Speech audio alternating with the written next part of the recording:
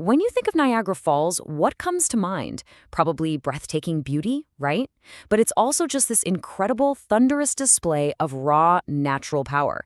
We're talking about 1.5 million gallons of water crashing over that edge every single second. Just try to wrap your head around that force. So that brings up a pretty wild question. Could a child actually survive a 162-foot plunge over those falls? I mean, it sounds completely impossible, like something out of a movie. But today, we're going to dive into the true story of when that exact question was put to the ultimate test. Get this. In the entire history of Niagara Falls, only 3 people are confirmed to have gone over unprotected. No barrel, no nothing, and lived. Just 3. That's the unbelievably exclusive club we're talking about, which makes the story of its youngest member all the more incredible. All right, so let's rewind the clock. Picture this. It's July 9th, 1960. We have 7-year-old Roger Woodward, his 17-year-old sister Deanne, and a family friend James Honeycutt.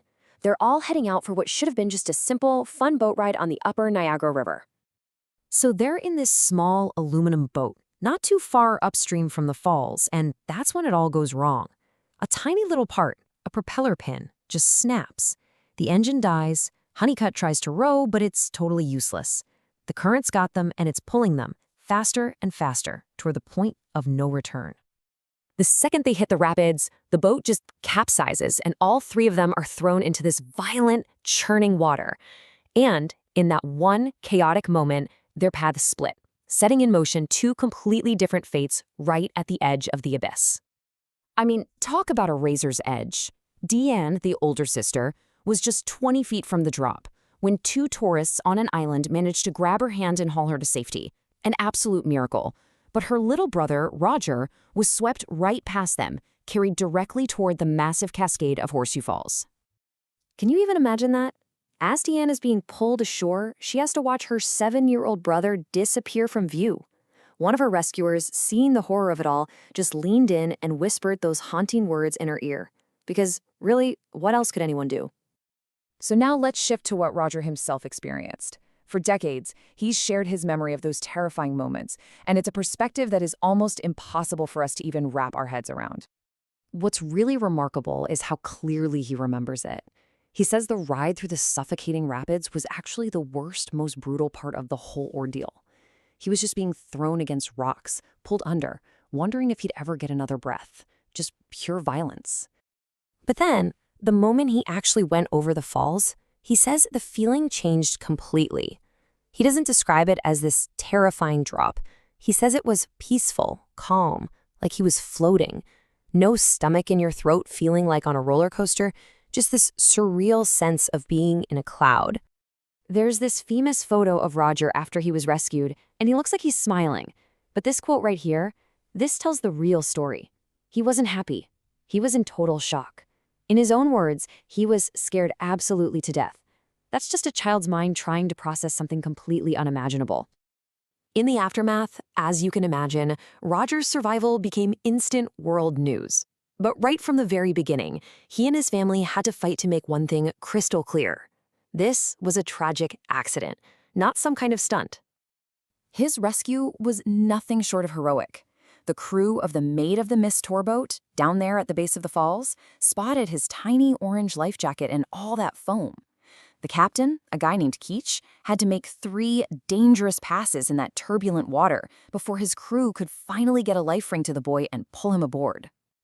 And the media attention was, well, it was immediate and totally overwhelming. Reporters, cameras, they were everywhere.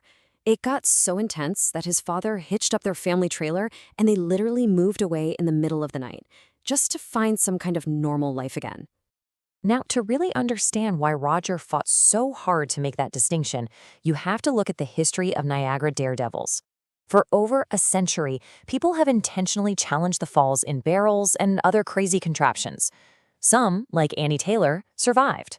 Others, like Kirk Jones on his second try, did not. These were intentional acts for fame or fortune. And that's exactly why this quote from Roger is so important. He has spent his entire life making this distinction. He wasn't a daredevil. He was a 7-year-old boy in a horrible boating accident where a man, James Honeycutt, tragically lost his life. Surviving something so impossible leaves you with this enormous question that follows you for the rest of your days. Why? Why me? And for Roger, that question would really shape his entire adult life. Imagine being a kid, a teenager, and constantly hearing this from people. He said it put this immense pressure on him. He was always looking for some grand purpose, some big sign from the universe to explain why his life was the one that was spared. It wasn't until 20 years after the accident, when he was 27, that he finally found an answer that gave him peace.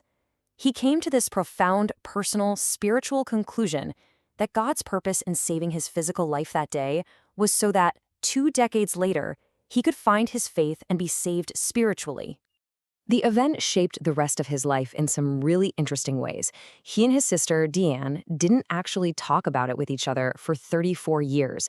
And, kind of ironically, the boy whose first boat ride ended in disaster, he went on to join the Navy, become a certified diver, and develop a deep love for boating. Though, as you can imagine, he is now extremely safety-minded.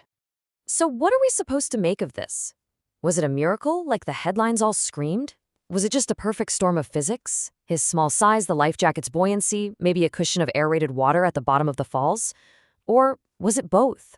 The story of Roger Woodward remains one of history's most compelling survival tales, a moment where the laws of nature just seemed to bend, leaving all of us to wonder,